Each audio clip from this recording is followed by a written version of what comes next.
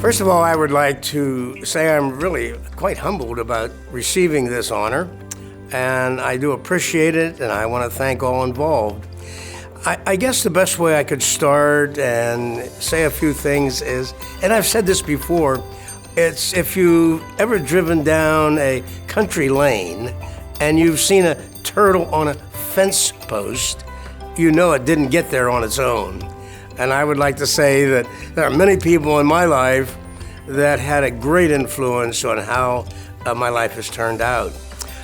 We're talking about the Central Pennsylvania Community Foundation, and what I would like to say is that we hear the word charity tossed around a lot, and I'm not real fond of that word, but at the same time, it is used in business, it is used in taxes, and so therefore it has a good purpose. In fact, it was very helpful for me when, being mayor of the city of Altoona, we had an opportunity to purchase all the reservoirs. Now, the international water company that owned the reservoirs wanted about $12 million, and that was our entire budget at that time.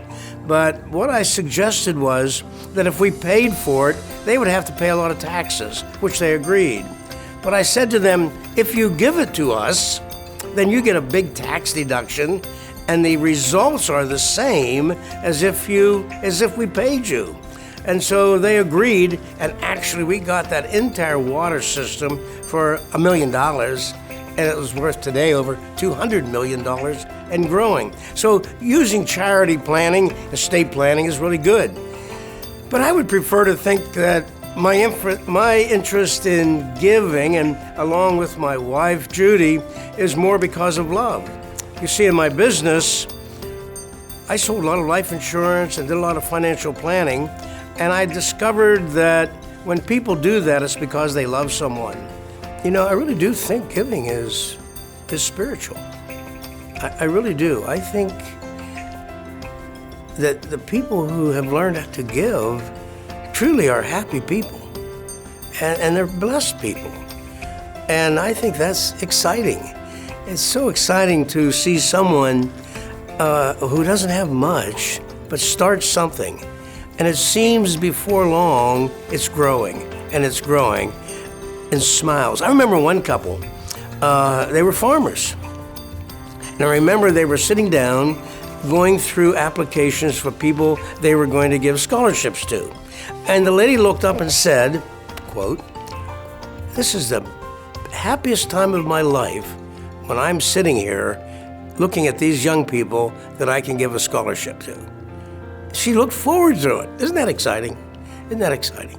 The other thing's exciting that I've experienced is when people have started a foundation and now their grandchildren are sitting around the table deciding who to give some money to and who to help. Think about that. That's grandchildren, and who are they talking about? They're talking about their grandpa. Who set this up? Talk about a heritage? Wow, that's important. Recently, I had an opportunity to speak to a lot of high school students, and one of the things I noticed that they were asking questions how to get involved, and I found that very interesting because I think that young people should be associating with other successful people.